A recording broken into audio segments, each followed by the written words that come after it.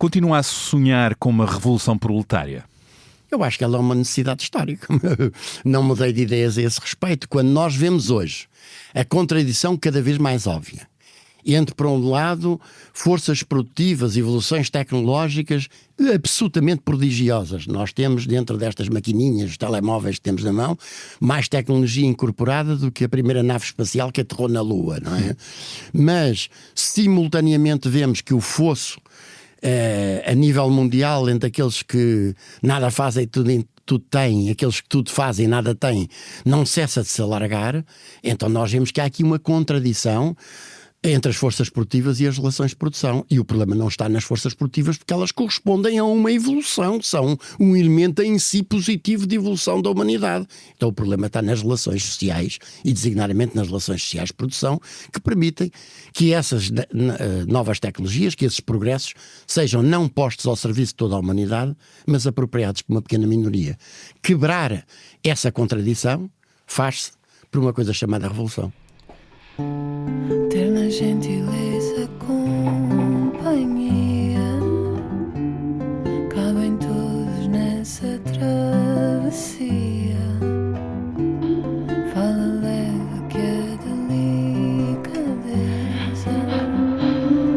também se senta à nossa mesa. E ela vem daquele mundo estranho. Quanto mais as palavras bonitas, nesse encontro que começa no entretanto das palavras ditas. E ela vem daquele mundo estranho das conversas boas e infinitas. E essa é a beleza das pequenas coisas. E essa é a beleza das pequenas coisas. Essa é a beleza das pequenas coisas.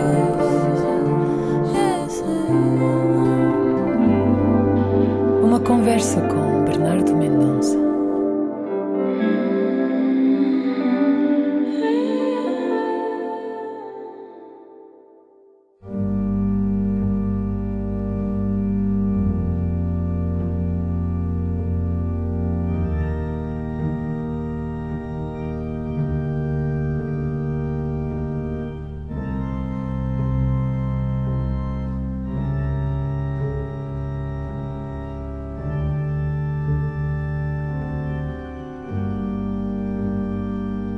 O meu entrevistado é advogado e um histórico combatente do fascismo.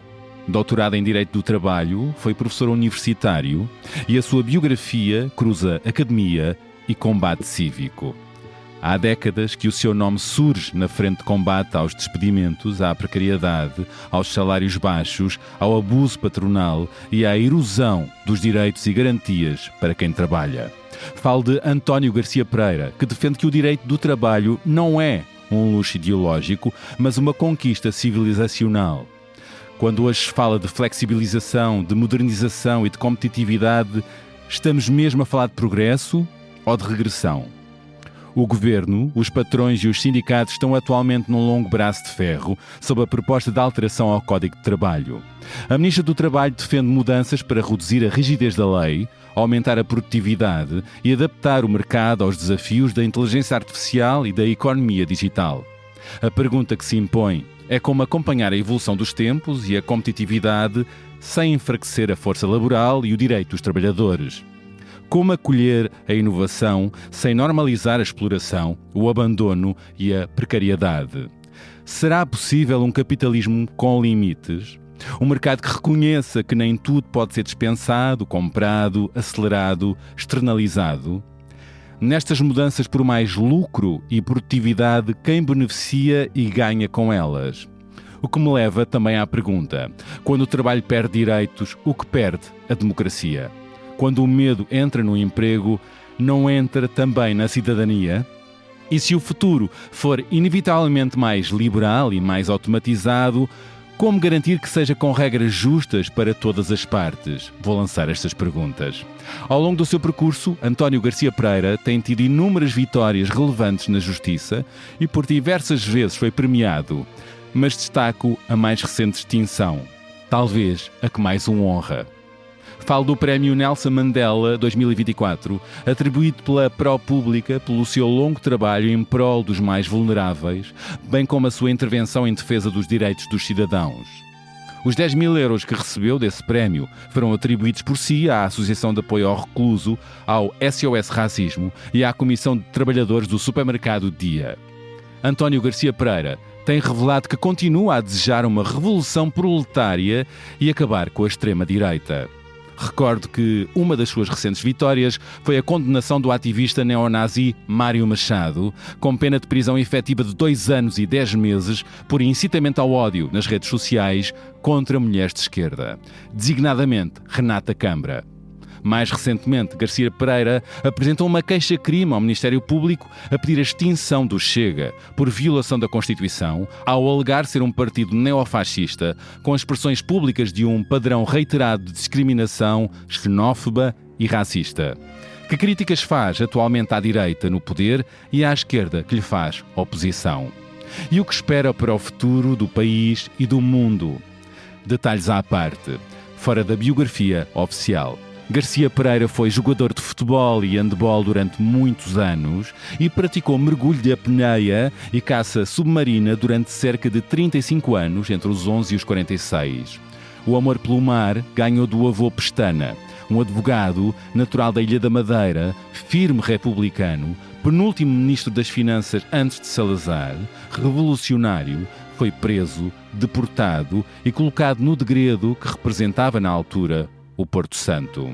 Um homem de uma cultura universalista que tanto percebia de política como de pesca e agricultura e que lutou sempre pela liberdade. Uma das grandes inspirações de Garcia Pereira. Bom, vamos ver até onde é que vai esta conversa. Olá, António Garcia Pereira, bem-vindo ao podcast A Beleza das Pequenas Coisas. Olá. Muito obrigado pelo convite. Olá também. A si e a todos os que nos irão ouvir. Vamos conversar? Sim, senhor. Vamos lá. O Expresso tem uma nova subscrição que lhe dá acesso completo ao The New York Times, com atualidade, jogos, culinária e muito mais. E ainda aos conteúdos exclusivos da SIC Notícias, incluindo o Direto Vertical, a nova e inovadora emissão que se adapta ao seu smartphone. Subscreva em expresso.pt/digital. Expresso. Liberdade para pensar. Quero começar sobre esta proposta de reforma laboral que ainda não obteve consenso, num processo que se arrasta e atrasa no tempo. Patrões e UGT não se entendem nas negociações, o Governo admite avançar sem consenso e defende mudanças para reduzir a rigidez da lei, aumentar a produtividade e adaptar o mercado aos desafios da inteligência artificial e da economia digital. E eu pergunto, quando hoje se fala de flexibilização, de modernização e de competitividade, estamos mesmo a falar de progresso e de evolução para o país? Não, de todo. Em primeiro lugar, deixa-me salientar que todas estas medidas que apareceram no chamado anteprojeto de reforma da legislação laboral, mais conhecida pelo pacote laboral do Governo, não constam nenhuma linha, nem uma palavra do programa eleitoral com que o PSD e o CDS se apresentaram às legislativas e obtiveram os votos que lhe deram a maioria dos deputados no Parlamento. E, portanto, há aqui um problema de falta de legitimidade democrática de raiz. Segundo, o Governo apresenta um projeto de revisão da legislação laboral de mais de 100 artigos, declarando logo à partida que digamos, o essencial dessas medidas são inegociáveis e, portanto, deixou logo ver que a palavra diálogo era apenas um instrumento de propaganda. A UGT quis fazer parte deste diálogo, não é? Sim, a UGT aceitou negociar, mas penso que compreendeu que o conjunto de medidas de que o Governo não abre mão são absolutamente inaceitáveis para quem se diga representante dos trabalhadores. Mas, portanto, aqui a questão, fala-se muito que o Governo nesta discussão chegou a retirar algumas medidas. Isto trata-se de tirar menos ou mais direitos? Sim. Por um lado é preciso dizer que o Governo já recuou, inclusivamente, de posições de ligeiríssimo recuo em pontos completamente secundários onde tinha apresentado essa posição. Aqui a questão é tirar mais ou menos direitos? E é isso? A lógica do Governo é ou aceitas perder 100 direitos ou aceitas perder 98. Mas deixa-me dizer mais. estas medidas são apresentadas como um instrumento de aumento do emprego, da produtividade e da competitividade. É isso. É o habitual discurso ideológico do neoliberalismo e que tem informado todas as reformas laborais em Portugal e na Europa, desde o final dos anos 70 na Europa e no final dos anos 80 aqui em Portugal, com o Código de Trabalho depois em 2003, as reformas laborais da Troika e agora é isto. Não há um único estudo que demonstre que deste tipo de medidas, que obedecem sempre à mesma lógica, resulte qualquer aumento do emprego ou aumento da produtividade da competitividade. E a lógica destas medidas é esta. Pretende o quê? Mais lucro? Enfraquecer a vertente das relações coletivas de trabalho, porque se sabe que aí, apesar de tudo, a assimetria que caracteriza a relação de trabalho é de alguma forma atenuada. E, portanto, individualizar ao máximo as relações coletivas de trabalho, enfraquecendo as formas de luta, de organização e de regulamentação coletiva. É uma guerra ideológica? Não, é a afirmação de um modelo, eu já lá vou, é a afirmação de um modelo baseado no trabalho intensivo, pouco qualificado, baratinho e com muito poucos direitos. E isto, em vez de progressão, é uma regressão a tempos de má memória? Isto é uma reforma, tenho dito que a chamada reforma do século XXI é uma contra-reforma do século XIX. Ou seja, o tempo da industrialização, da lógica de que a produtividade se alcança por tempos de trabalho extensos e por salários muito baixos. E é preciso dizer que as medidas que decorrem desta concepção neoliberal, ideológica neoliberal, são sempre as mesmas. Desde o final dos anos 80. Embaraçamento e facilitação dos despedimentos, facilitação e embaraçamento da contratação precária, aumento dos tempos de trabalho, diminuição das remunerações salariais dos trabalhadores. Com estas medidas que a Ministra do Trabalho e o Governo estão a apresentar, o que é que perde e o que ganha a democracia e o país? O país perde completamente porque isto significa a aposta definitiva em fazer dos trabalhadores portugueses ou dos que trabalham em Portugal os malaios da Europa. Esta é a lógica que está por trás disto. Na divisão internacional da atividade económica, e sobretudo por virtude da integração europeia, Portugal aceitou destruir o essencial da sua capacidade produtiva. Porque a agricultura era para a França, as pescas eram para a Espanha, a indústria para os países do norte da Europa e, portanto, ficou com franjas do setor primário e secundário, quase todos de baixa qualificação, no setor terciário, assente no turismo e na restauração, também de baixa qualificação. E é este modelo que se quer eternizar com estas medidas. Eu acho importante salientar que veio essa conversa da economia digital, das novas tecnologias. Exato. Não há uma norma, uma frase, uma palavra, uma letra sobre os impactos das novas tecnologias sobre as formas de prestação e organização de trabalho, o uso das tecnologias da época digital, designadamente dos algoritmos. Não há uma palavra sobre isso. Como não há também uma palavra, por exemplo, sobre o assédio moral no local de trabalho, que, segundo as últimas estimativas do Laboratório de Ambientes de Trabalho Saudáveis, apontam para 1,5 milhão de trabalhadores vítimas de assédio moral. Já lá vamos. Queria falar, já que está a falar da tecnologia, e é um dos argumentos do Governo, da Ministra do Trabalho, não dá para voltar para trás na evolução dos tempos. O que eu pergunto é como acompanhar esta evolução tecnológica sem enfraquecer a força laboral e o direito dos trabalhadores. A aposta teria de ser na qualificação e na formação. E esses sim são os fatores distintivos. Têm saído notícias, certamente já se deu conta, há números, há um olhar já sobre isso, de cada vez mais dispensa de trabalhadores substituídos por inteligência artificial em várias áreas. Portanto, isso tende a crescer, não é? Sim, mas isso levanta uma outra questão que não pode ser contornada, que é esta. As novas tecnologias são obviamente um progresso científico e tecnológico e aumentam exponencialmente a produtividade do trabalho humano. Então temos que reintegrar as pessoas de outra maneira? Deixa-me só dizer, é que elas são um acelerador do bom e do mau. Se de facto as novas tecnologias permitem intensificar, como permitem, a produtividade do trabalho humano, então que nós se calhar devíamos passar a ter era jornadas de trabalho de 5 horas ou de 4 horas por dia. Mais curtas, pois é, que beneficiam na produtividade do empregador, os patrões, e beneficiam na qualidade de vida dos trabalhadores. Mas isso nunca é feito assim, o que mostra que essas inovações tecnológicas estão ao serviço não da comunidade do seu conjunto, mas de uma pequena minoria. Pois. E não há aumento de produtividade nem de competitividade e o uso de novas tecnologias, por exemplo, naquilo que é o setor por excelência, o setor primário por excelência neste momento em Portugal, que é a agricultura intensiva, dos frutos secos e das azeitonas, com a utilização de mão de obra clandestina, designadamente imigrante ilegal. O que se passava há uns anos atrás na Baía do Mira, designadamente na zona de Odmira, e o que recentemente foi tornado público. Eu não digo que foi sabido, porque já muita gente sabia que isso era assim na zona de Beja, continua exatamente na mesma. Porque esse é de facto o modelo que se pretende atribuir a um país que deixou quebrar completamente a sua própria capacidade produtiva e cujo modelo económico que é apontado à grande maioria da população, que são os trabalhadores, é de facto aquele modelo do século XIX, do neotaylorismo. Estamos aí para aí? Estamos aí para aí, claramente. E ou há o risco? Não, estas propostas laborais, aliás, é muito interessante uma coisa também, permita-me que diga. Há uma confederação das micro, pequenas e médias empresas que se manifestou claramente contra este pacote laboral. Ninguém lhe dá voz, nem ninguém ouve as suas opiniões.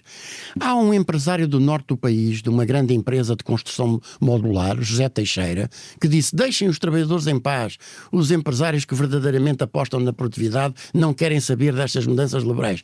Foi completamente silenciado. Portanto, isto mostra que, de facto, o que está aqui é a eternização de um modelo completamente ultrapassado, mas próprio de um país transformado em colónia. E isto interessa a quem? Interessa àquela classe dominante que antes do 25 de Abril beneficiava da hiperexploração dos povos das colónias, com a independência desses povos deixou de ter essa fonte de rendimento e que acha agora, volto a usar a expressão, que a forma que tem de garantir o seu arrebanhar do ganho é, de facto, a imposição do modelo dos trabalhadores portugueses como os malaios da Europa, utilizados intensivamente. Um trabalhador português trabalha em média mais 4 horas do que a média dos seus congêneres europeus. Isso é muito importante, essa ideia. Recebe metade das remunerações. Essa ideia, porque estamos todos a olhar para os bons exemplos de produtividade, de qualidade de vida, modelos de sociedade, que importa também pensarmos em modelos de sociedade, de progresso mesmo. E de facto, quando olhamos para países nórdicos com boa produtividade, percebemos que de facto os trabalhadores trabalham menos horas, mas com mais produtividade e não é por isso que os patrões não saem beneficiados com isso. A produtividade é um problema dos patrões. Toda a gente percebe que pôr um trabalhador a lavrar um campo com uma enxada nas mãos ou com um trator de última geração, a produtividade do trabalho dessa pessoa é completamente diferente. Portanto, entendamos em primeiro lugar, a questão da produtividade não é um problema dos trabalhadores, é um problema dos patrões. E em segundo lugar, nenhuma norma deste diploma legal, é preciso dizer isto com toda a clareza, o que este diploma legal pretende é que um trabalhador possa ser despedido ilegalmente, sem justa causa, de uma forma completamente injusta, vai para tribunal, ganha a ação e mesmo assim o patrão pode-se opor à sua reintegração.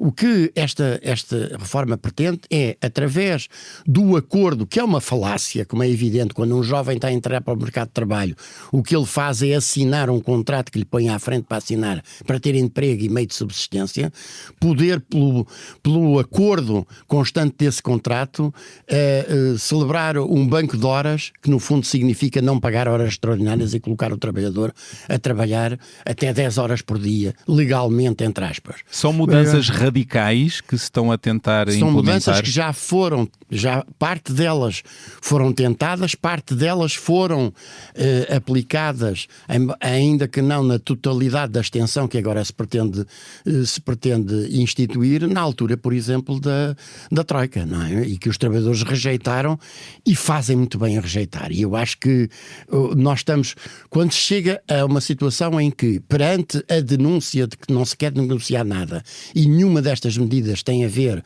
com a melhoria de vida e da dignidade de quem trabalha, a opção que é seguida é largar o discurso e a aposta na chamada concertação social, passar a fazer reuniões no Ministério apenas com uma das centrais sindicais. Isto é completamente ilegítimo. Gosto só não da CGTP. Pois. A CGTP é uma central sindical e é representativa do maior número de trabalhadores. Na tentativa de levar a outra central a ceder, a quebrar e a aceitar dividir para reinar. Exatamente. Quando isso não surte efeito, e é preciso dizer que o não rotundo que culminou com a greve geral e a grande manifestação, que eu acho que só mesmo os indivíduos do governo é que conseguiram declarar irrelevante, como nos recordaremos, para o país. Vamos ver até onde é que isto vai. Sabemos que o Presidente da República tinha dito que se não houver concertação social vai vetar, mas está a fazer alguma pressão nos bastidores para que haja. Vamos ver. Há décadas que o seu nome surge na frente de combate aos despedimentos, à precariedade, aos salários baixos, ao abuso patronal e erosão de direitos. Por isso eu pergunto, se o futuro for inevitavelmente mais liberal e mais automatizado, como é que se garante uma vida digna para quem trabalha, para quem trabalhou, para se poder sonhar com uma casa, filhos, família e ser benéfico para as duas partes, portanto, que as duas partes ganham patronato e trabalhadores? Não se garante. Esse caminho que determina é a hiperexploração dos trabalhadores, a negação da sua cidadania. Repare-se, quando uma pessoa trabalha 10 horas por dia e depois tem de gastar mais 2 ou 3 horas em transportes no movimento pendular, casa-trabalho, trabalho-casa, que são centenas de milhares de famílias trabalhadoras que passam por este calvário, que nunca sabem. Há 1,5 milhão de trabalhadores. Repito, há 1,5 milhão de trabalhadores que todos os dias saem de casa de manhã sem saber se à noite ainda tem meio de sustento, dada a precariedade do vínculo que tem.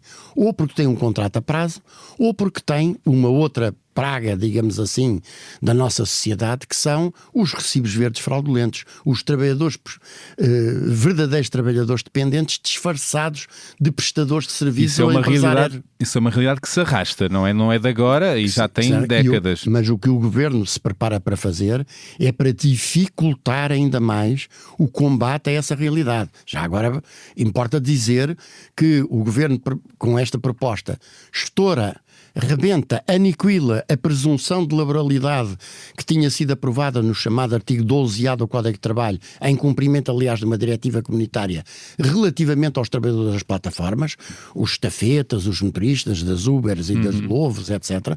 Não tem uma medida que seja, uma norma que seja relativamente às novas formas como a subordinação jurídica se exprime nos tempos modernos, não é com um chefe ali ao pé ou com um relógio de ponto a garantir o cumprimento de um horário ao segundo. Tem outras formas de exprimir essa dominação. O trabalhador integra a sua atividade numa organização e estrutura de meios que lhe é completamente alheia, relativamente à qual ele não tem nenhum poder de decisão. Os bens ou os serviços são produzidos, são colocados no mercado, porque preço, quando, como, nada decide disso. Ora, não tem nada disso e mais. E por isso, vou-lhe dar apenas um exemplo, porque isto dava para 3 programas. Não-lhe dar apenas um exemplo. O Governo pretende introduzir nas ações especiais para o reconhecimento da existência de contrato de trabalho, que são ações instauradas pelo Ministério Público na sequência de uma inspeção feita pela Autoridade para as Condições de Trabalho, que constata que há uma situação de verdadeira subordinação jurídica, que é o que caracteriza o contrato de trabalho, convida a entidade empregadora a corrigir a situação, ela não corrige, comunica ao Ministério do Trabalho e este instaura uma ação, que é uma ação de interesse público, que deriva de uma orientação comunitária de combate ao fraude à lei, à fuga ao direito do trabalho. Pois muito bem, o que o Governo prepara neste anteprojeto é um artigo que diz que se o trabalhador declarar que não tem interesse na prossecução da ação, o juiz é obrigado a extingui-la. Ora, basta pensar nos jovens que à noite nos aparecem ensopados que nem um pinto em cima de uma bicicleta trazendo-nos uma refeição com uma ação dessas, sendo chamada à sede da empresa a dizer ao meu caro amigo, se queres continuar a ter trabalho que seja atribuído, assina aqui a declaração E não de existência. Precisamos de estar a falar desses que estão em cima de uma moto a entregar comida noutras empresas, com portugueses, a mesma coisa, trabalhadores precários que precisam desse emprego para pagar as contas, ou que estão no início da relação, e portanto estão no período experimental, pode cessar a qualquer momento. Portanto são o elo mais fraco e não querem perder tudo. A questão é perder tudo. Exatamente. E esta coisa do elo mais fraco também importa dar conta, não estão com o mesmo poder. O padre dominicano Lacordaire, nas suas célebres prédicas na Notre-Dame de Paris, nos anos 30 do século XIX, dizia que na relação entre o pobre e o rico, entre o fraco e o forte, entre o servo e o amo, é a lei que liberta e o contrato que escraviza. Exatamente porque percebia que tratar um contrato de trabalho como um contrato entre iguais, como uma relação entre iguais, é uma verdadeira falácia, porque há uma parte dominante e uma parte dominada. Estamos a viver uma época que caminha para uma lei que escraviza? Nós já temos uma lei que escraviza. Eu não tenho ilusões acerca das leis e designadamente das leis do trabalho. Como marxista que sou, uma lei exprime os interesses da classe dominante e uma lei de trabalho, em particular, exprime a relação de forças existente em cada momento. Mas com direitos para os trabalhadores, não é? Se os trabalhadores têm ainda força para garantir a salvaguarda desses direitos, com esses direitos. É preciso dizer que os direitos que temos hoje na lei e até na Constituição, a sua origem genética primária não é a lei nem a Constituição, foi a luta dos trabalhadores antes do 25 de Abril pela conquista desses direitos. Agora, é evidente que limpar o terreno de forma a que não haja direitos nenhuns e que as pessoas estejam completamente desprotegidas nessa relação significa pura e simplesmente levar a exploração e a opressão sobre as pessoas aos níveis do inimaginável. Continua a sonhar com uma revolução proletária? Eu acho que ela é uma necessidade histórica. Não mudei de ideias a esse respeito. Quando nós vemos hoje a contradição cada vez mais óbvia entre, por um lado, forças produtivas, evoluções tecnológicas absolutamente prodigiosas. Nós temos dentro destas maquininhas, telemóveis que temos na mão, mais tecnologia incorporada do que a primeira nave espacial que aterrou na Lua, não é? Mas, simultaneamente, vemos que o fosso a nível mundial entre aqueles que nada fazem e tudo têm, aqueles que tudo fazem e nada têm, não cessa de se alargar. Então nós vemos que há aqui uma contradição entre as forças produtivas e as relações de produção. E o problema não está nas forças produtivas porque elas correspondem a uma evolução, são um elemento em si positivo de evolução da humanidade. Então o problema está nas relações sociais e designadamente nas relações sociais de produção que permitem que essas novas tecnologias, que esses progressos sejam não postos ao serviço de toda a humanidade, mas apropriados por uma pequena minoria. Quebrar essa contradição faz-se por uma coisa chamada revolução. Do que conhece nos casos de denúncia de abusos laborais que lhe vão parar às mãos, o que é que persiste mais? Quais são os casos que lhe chegam mais às mãos ou que observa que persistem ou que aumentam? Há dois tipos de situações que correspondem à grande maioria. Por um lado, o assédio moral, que eu há bocado referi de passagem. O que é o assédio moral em síntese? Em síntese, é a criação propositada, é um processo, não é uma gritaria um dia de um chefe perdeu a cabeça e que é mal educado. Isso é uma violação de direitos laborais, mas não é o assédio. Episódica. O assédio é um processo, e está transformado entre nós numa ferramenta de gestão.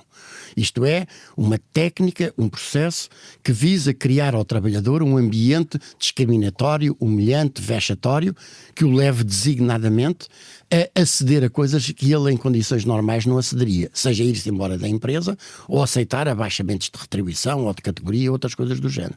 Ora, nós temos uma população ativa de 5 milhões e meio, nós temos, repito, de acordo com os dados que me reportei há bocado, 1,5 milhão de trabalhadores vítimas de assédio moral. Isto é um escândalo Que absoluto. fazem denúncia. E, que falam em inquéritos. Fazer denúncia é outra coisa. Pronto. São os que verbalizam. Sim, inquéritos. Essa realidade pode ser a ponta de um iceberg? É a ponta do iceberg. Há mais, porventura. Há mais, seguramente. Casos que nem chegam aos inquéritos. Exatamente, que nem chegam aos inquéritos. Depois, permita-me que diga também que um outro problema é o do trabalho, aquilo que os franceses chamam de trabalho au noir, que é o trabalho não registado ou trabalho informal. Isso é estrangeiro. A expressão que disse, o que é que quer dizer? É o trabalho que é feito, que é prestado debaixo da mesa, que não há inscrição na Segurança Social, não há descontos nem para a Segurança Social, nem para as finanças, não há inspeção de trabalho, não há proteção no acidente e doenças profissionais, não há nada. Precariedade no seu esplendor. No seu esplendor máximo. E isso pratica-se ainda muito? Dê-me exemplos. O último estudo da faculdade, um estudo da Faculdade de Economia e de um laboratório da Economia e da Gestão da Fraude da Universidade do Porto apontou para que em 2022 esse trabalho informal, onde só há uma lei que vigora, que é a Lei da Selva, atingia 34,7% do PIB. Isto é, mais de 1/3 de toda a riqueza que é produzida a nível nacional era prestada por baixo da mesa em condições de total desproteção. E finalmente, e aliado a isto, o que temos é uma utilização generalizada de formas precárias de contratação, agora já na economia formal, digamos assim, mas contratos a termo, com justificações falsas, o tratamento de pessoas que são verdadeiros trabalhadores subordinados como se fossem prestadores de serviços e uma grande dificuldade, para não lhe chamar outra coisa, de acesso à justiça. O sistema fecha os olhos a isso ou não? Tem tido mão pesada? O sistema está construído de forma que é muito difícil que um trabalhador lesado nos seus direitos consiga ir a tribunal, desde logo pelas custas judiciais. Nós temos custas judiciais escandalosamente, pornograficamente elevadas. É uma vergonha. O que eu vou dizer a seguir é uma vergonha, mas no tempo do fascismo havia uma norma que dizia que as custas dos processos de trabalho eram metade das custas de um processo civil normal. Essa regra foi revogada e hoje um trabalhador que quer intentar uma ação paga custas de acordo com o mesmo regime que um acionista de um grande banco que quer impugnar uma deliberação. E sabemos o ordenado médio e o ordenado mínimo nacional. E depois temos um processo de apoio, um sistema de apoio judiciário, porque só se aplica aos indigentes que vivem embaixo das pontes. Basta que aquele agregado familiar... Só esses conseguem aceder. Só esses conseguem ter apoio judiciário, ou seja, dispensa de custas. E, portanto, isto é o primeiro ponto. Segundo ponto, há uma clara desvalorização de meios, de força política por trás, relativamente às entidades com poderes de fiscalização, a ACT. E eu já cheguei em tempos, isso agora também passou um pouco de moda, mas a ASAI atacava a feira de Carcavelos, a feira de vestuário de Carcavelos, com forças armadas de G13 e capuzes, como se estivesse a assaltar a sede da Al-Qaeda, e a Inspeção de Trabalho luta há décadas com dificuldades de meios, materiais, técnicos e humanos para desenvolver a sua atividade. Não há interesse nesse lado. Não há interesse. Não há interesse. Porque favorece um certo sistema, não é? Claro, exatamente. Olha, quero que lhe diga outra coisa. Há países onde as inspeções de trabalho têm poderes de órgão de polícia criminal e designadamente pode haver operações, digamos, à paisana, entre aspas.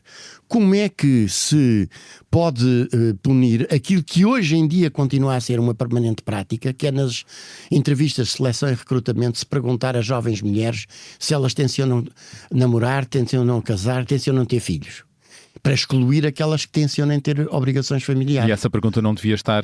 Claro que não, mas como é que se prova? Só se prova a partir do momento em que a entrevistada seja não uma verdadeira candidata ao emprego, mas uma inspetora do trabalho que está a fazer esse papel e que surpreende em flagrante delito uma prática que é completamente execrável num país, ainda por cima, que 50 anos depois do 25 de Abril se continua a caracterizar por uma claríssima discriminação salarial, de carreira e outras contra as mulheres.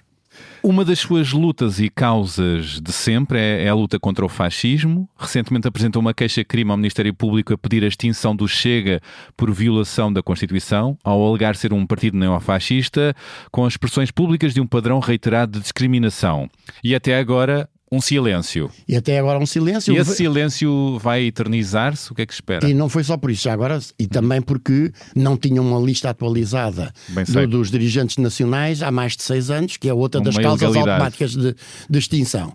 E o Ministério Público levou 4 meses a responder-me, a acusar a recepção da queixa e dos documentos.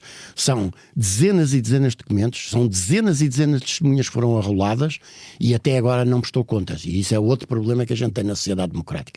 É que temos um Estado dentro do Estado chamado Ministério Público que não presta contas a ninguém daquilo que faz ou que deixa de fazer. E que é uma coisa intolerável num Estado de Direito Democrático. Podem, sente que estão à vontade a fazer o que querem sem prestar contas? Mas não é sinto. Vejo constar todos os dias. Vejo o que se passou com os processos intentados contra o juiz Ivo Rosa. Nós podemos concordar ou não concordar, gostar ou não gostar da pessoa que é visada, mas isso não tem nada que interferir com o juízo que fazemos quanto a isto.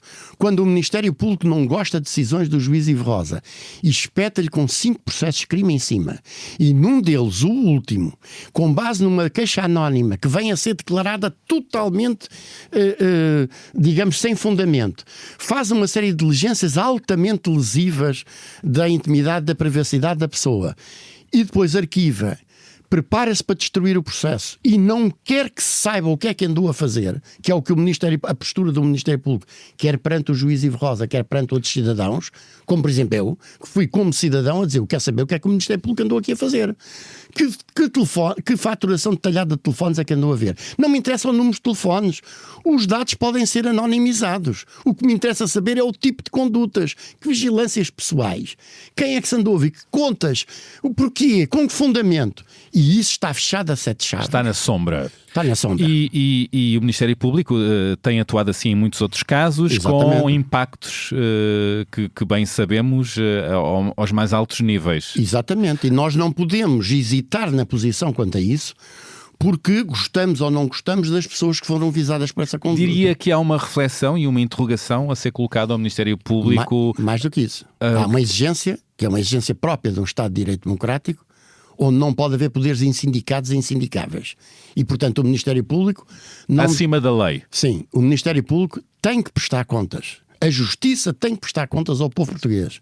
E, em particular, o Ministério Público. Porque, por exemplo, e vou-lhe falar de uma pessoa pela qual não tinha nenhuma afinidade pessoal, política, ideológica, profissional, o Dr. Miguel Macedo.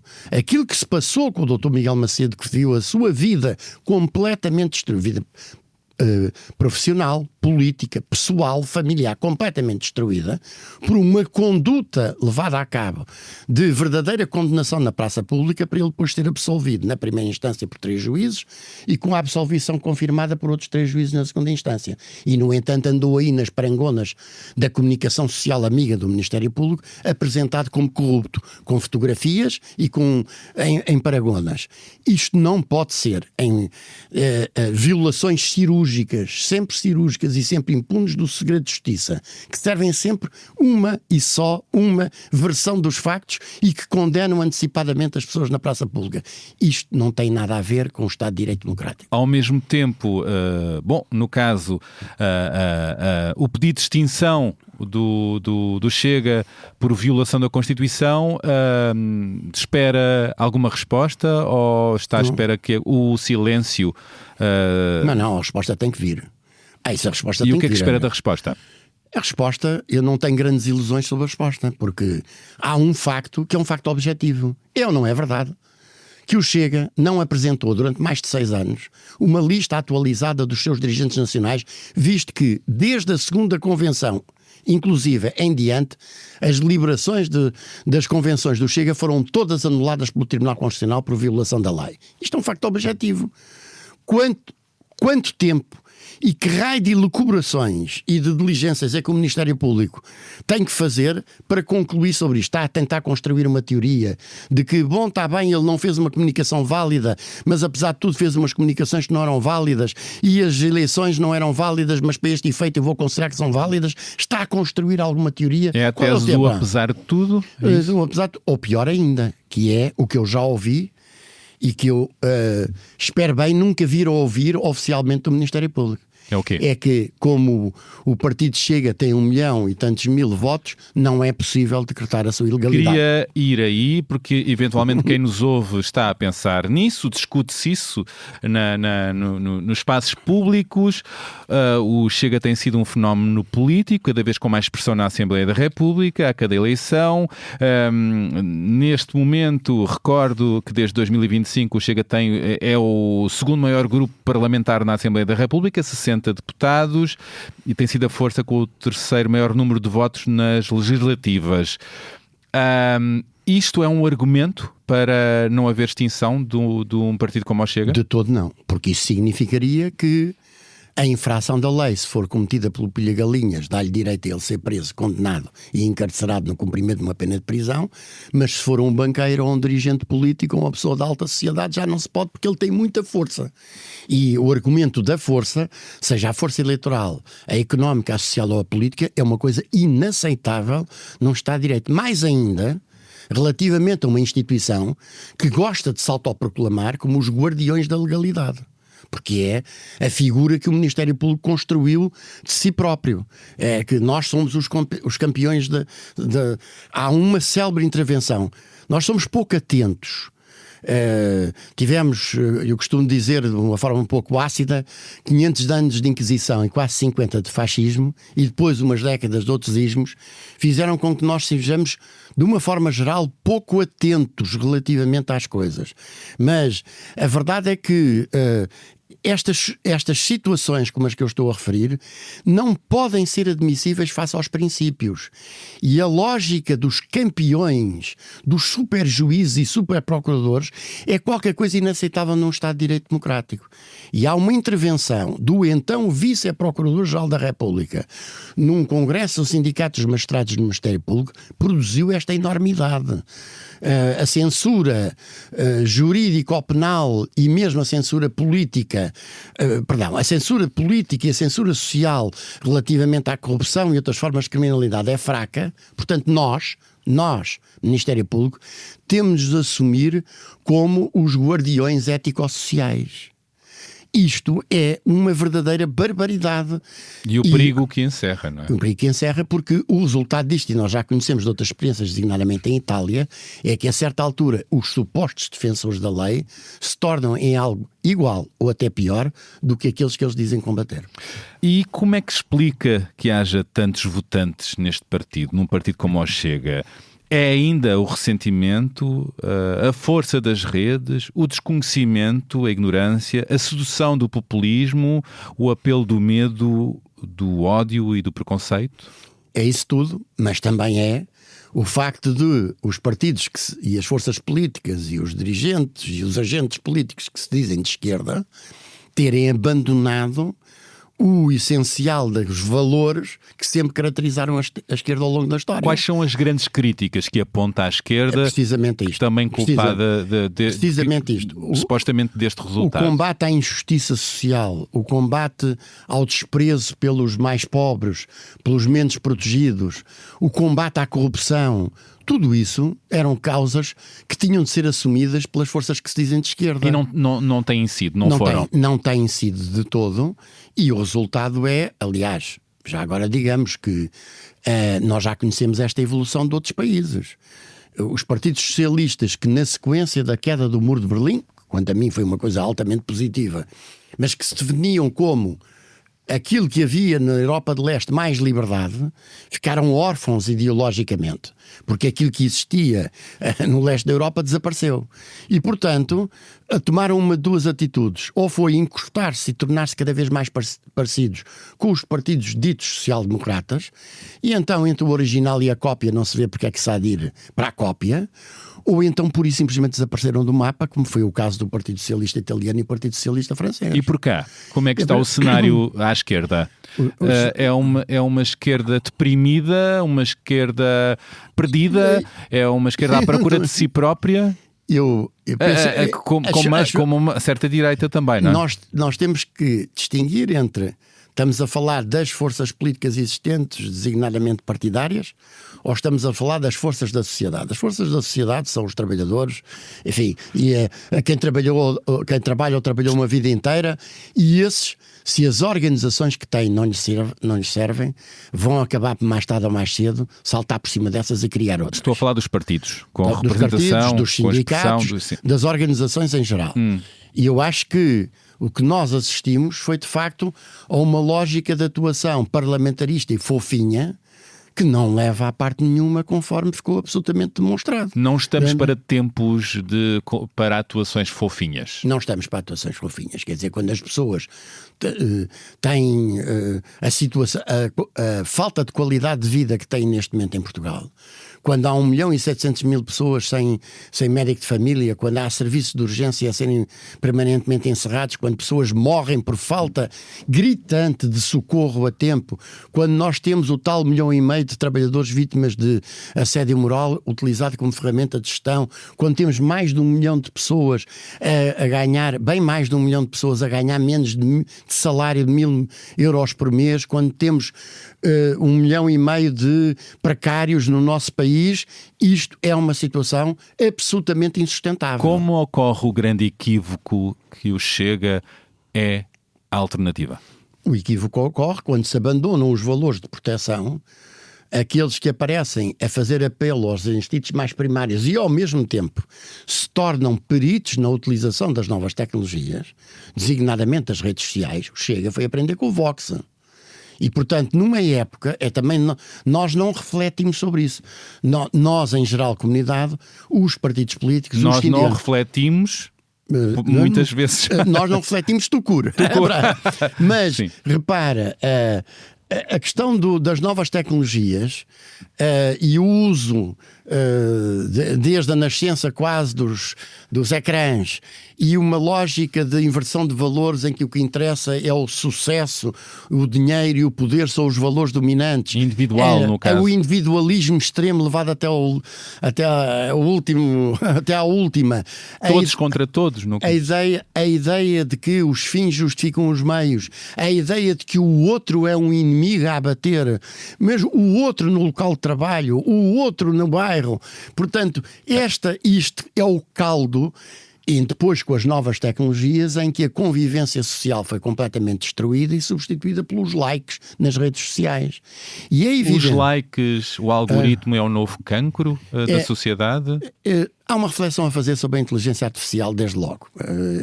Provavelmente não temos tempo de ir por aí, mas eu digo com toda a clareza que para mim a inteligência artificial não é nem inteligência nem artificial. É uma tecnologia muito importante, não é inteligência, porque essa é necessariamente uma emanação da matéria orgânica.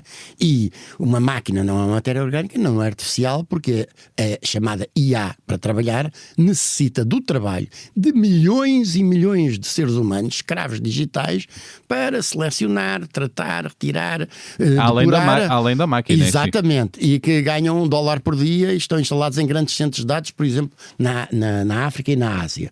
Mas há uma reflexão a fazer, de facto, sobre os valores e o tipo de sociedade em que as pessoas são modeladas praticamente desde que nascem, e que é essa que falávamos há bocado, o indivíduo isolado, em que todo o outro é um inimigo a abater, em que o que interessa é atingir um objetivo. Isso é que é o homem de sucesso, é o que chega lá, nem que seja acotovelando, atraiçoando, apunhalando o seu colega ou companheiro do lado, e isso gera depois, de facto, pessoas aptas, profundamente sós,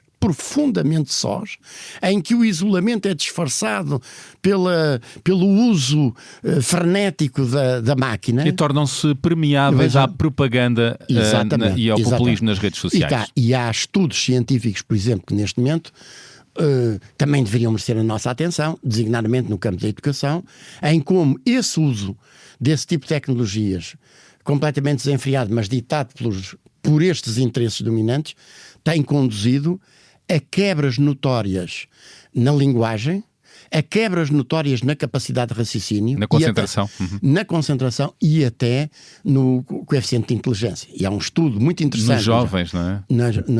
Isto não é estar a chamar blues aos jovens, atenção, mas chama-se a atenção para que há estudos que não vêm de nenhum sítio esquisito do mundo, que vêm de universidades designadamente americanas, que demonstram que há uma quebra notória da capacidade de reflexão e de inteligência crítica relativamente às gerações que foram moldadas pelos ecrãs. E isso, esse debate foi abafado, desde logo, por uma lógica de que quem levantava questões eram os velhos do Restelo, eram os que não percebiam nada das novas tecnologias. Bem que há uma discussão que já veio cá e está a ser implementada de retirar os ecrãs e os telemóveis das salas de aula.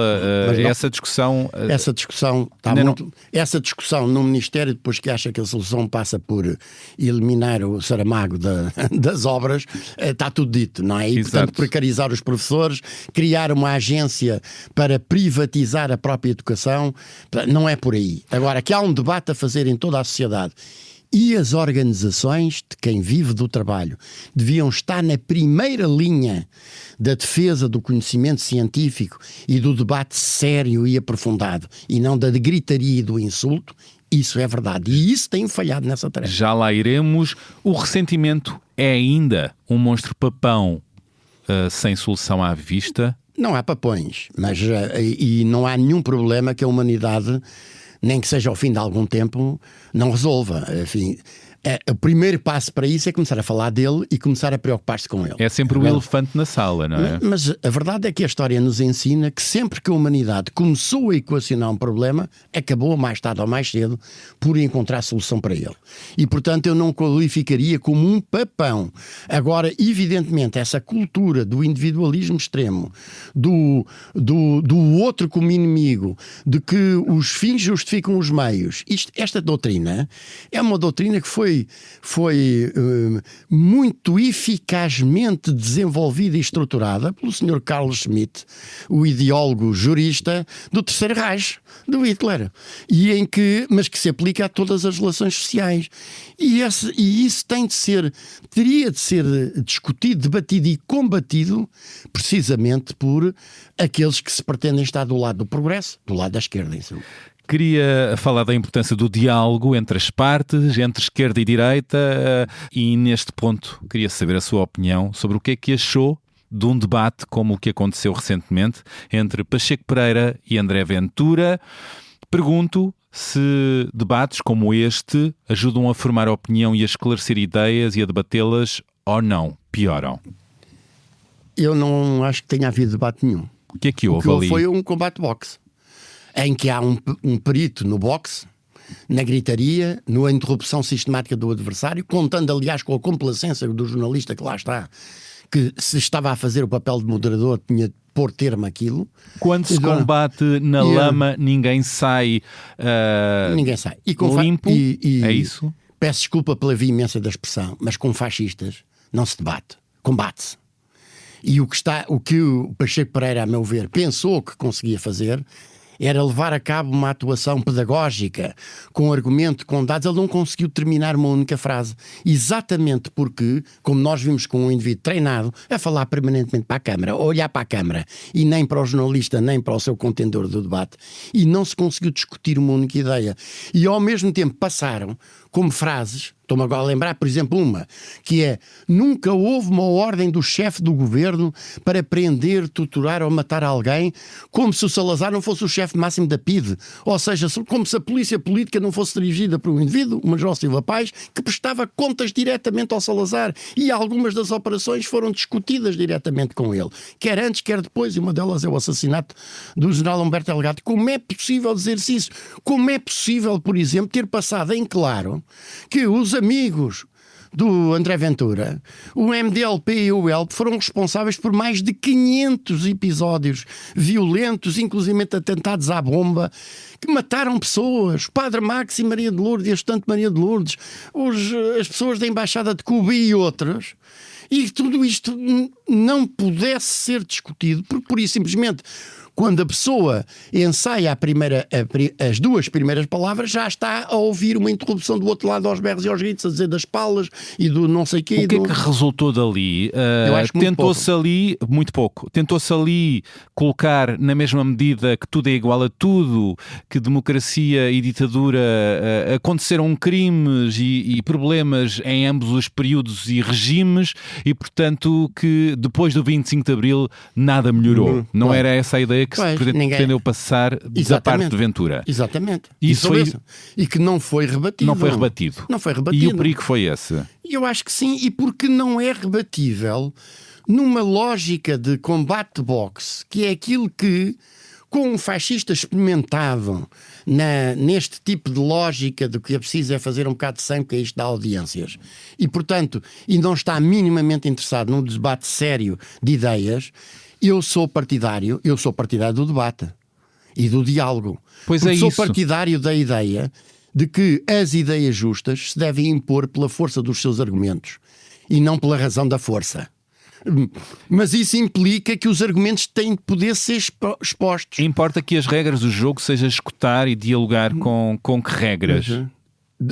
A salvaguarda da possibilidade de expressão dos diferentes pontos de vista e da fundamentação das respectivas decisões. Ali não aconteceu. Nada, de todo. Acho que qualquer pessoa que tenha assistido àquilo, eu devo-lhe dizer que só assisti, tive a capacidade de resistência de assistir, porque por dever de ofício e precisando também de escrever sobre aquilo, me obriguei, mas foi absolutamente penoso. Quer dizer, o branqueado do que foi a guerra colonial, do que foi o colonialismo português, apresentar o colonialismo português como nós construímos muitas coisas, fomos nós que demos a instrução, quer dizer, o branqueamento total dos crimes praticados pelo colonialismo, e nem sequer foi preciso ir buscar o exemplo de massacres coloniais como o de Viriame, por exemplo. Mas tudo aquilo passou porque assim que havia uma tentativa de expressão de uma palavra, imediatamente havia aquela técnica de cortar a palavra e mandar umas palavras, uns soundbites, conforme vou utilizar aqui este anglicismo, e portanto isso não tem nada a ver com o debate. Não há maneira de se fazer debates com protagonistas como esses de outra maneira, mais civilizada? Referia-me há pouco em off o desligar de microfones, uma moderação mais musculada. É possível? Eu acho que é quase impossível. Eu acho que uma coisa dessas não. Mas então seria muito pedagógico que isso se passasse. Quer dizer, se definisse. Eu acho que é evidente. Para mim é evidente que aquilo não tem nada a ver com debate. E, portanto, ficasse estabelecido que é necessário que cada um dos contendores, vamos chamar assim, possa exprimir os seus argumentos. Cada um terá direito, será confrontado com uma pergunta e terá direito a responder durante X tempo. Não se chegou a fazer isso com Trump numa das presidenciais? Difícil, pois. É muito difícil com personagens deste tipo. E, portanto, o microfone será cortado, não haverá interrupções. Bom, eu julgo que ou não havia aceitação desde logo e à partida, de uma coisa que impedia aquilo que é a técnica do André Ventura e da sua escola, porque no outro dia vi também uma cena absolutamente deplorável de um deputado chamado Taxa, também insultando um dirigente do Partido Socialista, que dizia com um ar, aliás, muito simpático, que o Chega é um partido de extrema-direita, nem chamou aquilo que ele é, quanto a mim, que é um partido fascista. A verdade é que... Nem Pacheco Pereira quis dizer que eu acho inacreditável. Mas voltando aqui ao ponto, e assisti exatamente ao mesmo tipo de atuação, portanto aquilo faz escola e julgo que é muito difícil, mas mesmo assim, se houvesse um início, eu acho que aquilo não duraria mais de 30 minutos. 30 segundos, desculpe, não duraria mais do que 30 segundos, porque quem não é democrata não consegue aceitar regras democráticas. E eu acho que é um princípio... Está ali para arrebentar com elas. Exatamente. Há uma questão que se levanta, aliás, a propósito da extinção do Chega e destas problemáticas que temos aqui estado a abordar, que é...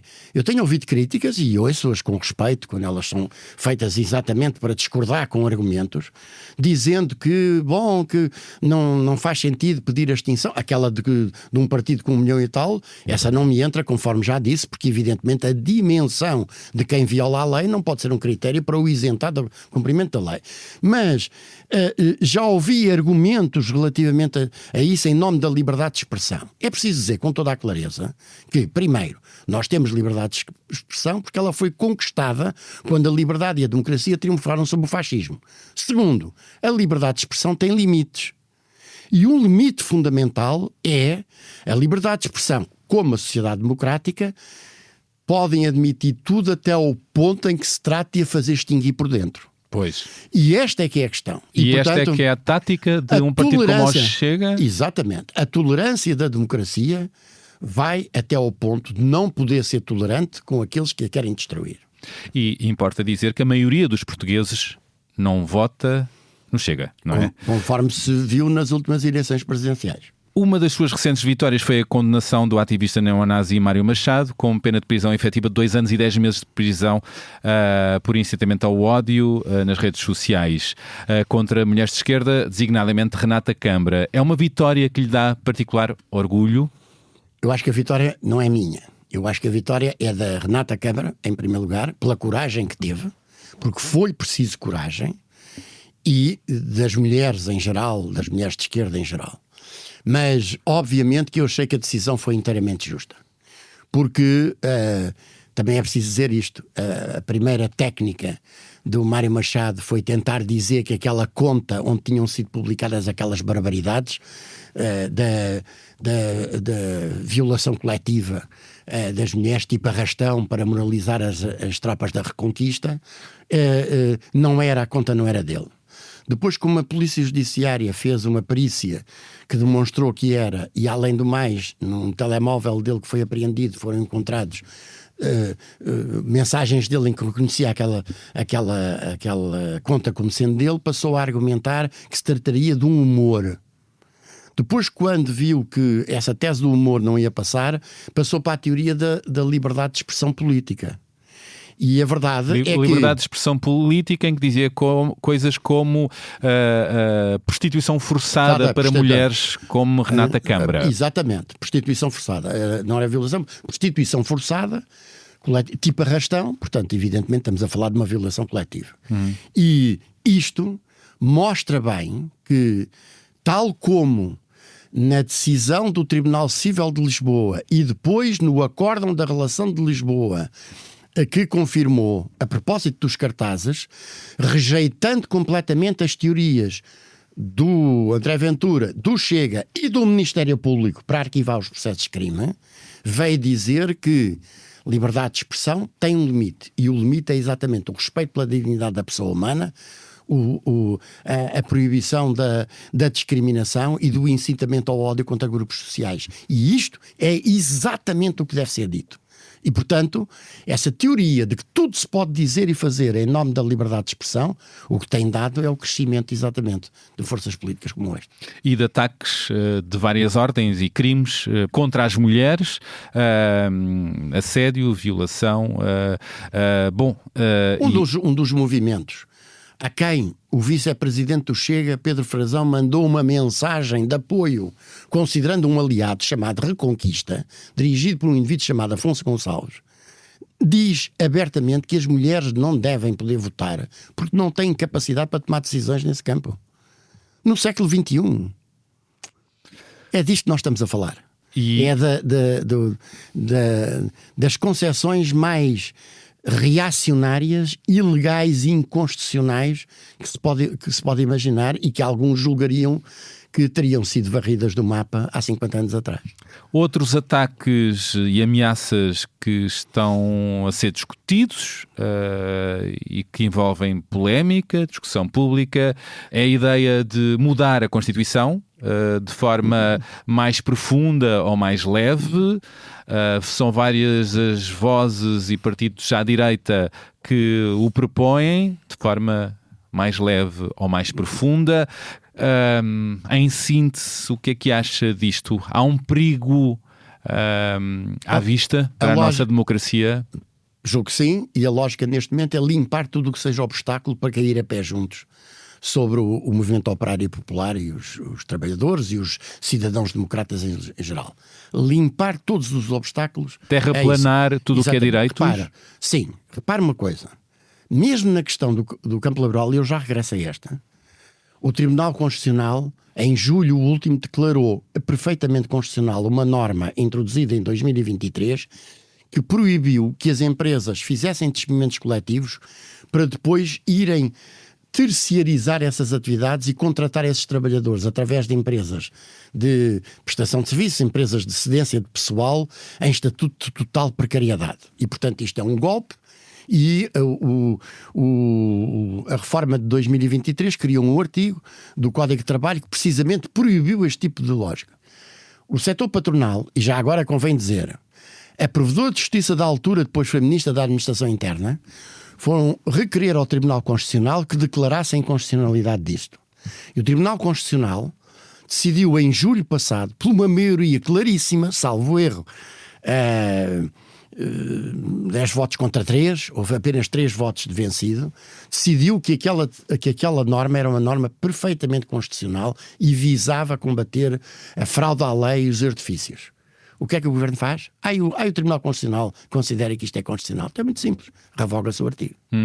O Supremo Tribunal de Justiça, em várias decisões, reconheceu a existência de contrato de trabalho de estafetas da Uber e da Glovo, ao abrigo do artigo 12A do Código de Trabalho. O Supremo Tribunal de Justiça está a reconhecer assim. Então eu vou-lhe destruir o artigo 12A. Não é a primeira vez que se fazem mudanças na Constituição, mas o que se propõe agora... É aí que eu quero chegar. É uma história de revanchismo, eliminando tudo o que sejam obstáculos, que é a forma como este tipo de posições políticas encara os direitos dos cidadãos. E, por exemplo, a proibição constitucional dos despedimentos sem justa causa, para eles é um obstáculo que tem de ser removido, e por isso o atual governador do Banco de Portugal, Álvaro Santos Pereira, tem defendido que se devia fazer uma revisão constitucional para acabar com a proibição dos despedimentos sem justa causa. E quem diz isto, diz tudo o resto. Isto é, não só a própria composição do Tribunal Constitucional, como o que são os direitos fundamentais que ainda restam. O que é que resta aos trabalhadores como arma de luta? A greve. A greve, entendamos, a greve só é arma de luta se causar impacto, se causar danos. Greves fofinhas, à sexta-feira de 5:15 a 5:45, para os trabalhadores irem mais cedo, de fim de semana, e na segunda-feira o patrão intensificar os ritmos de trabalho e buscar exatamente o mesmo trabalho com menos dinheiro, porque não paga aquela hora, não servem para nada.